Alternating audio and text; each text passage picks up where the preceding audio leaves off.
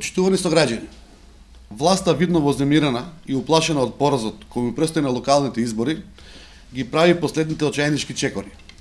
Имено, кандидатот за градачелник, Бетијане Китев, остварил средба со транспортерите и доверителите од Фени Индустри и вице-премиерот за економски прашања на Република Македонија, давајќи им лажни ветувања за подобрување и на онака лоша состојба во оваа компанија.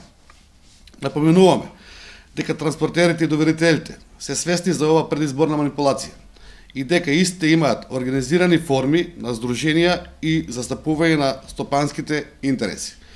А тоа се Здружение на транспортери или стопанските комори на Република Македонија.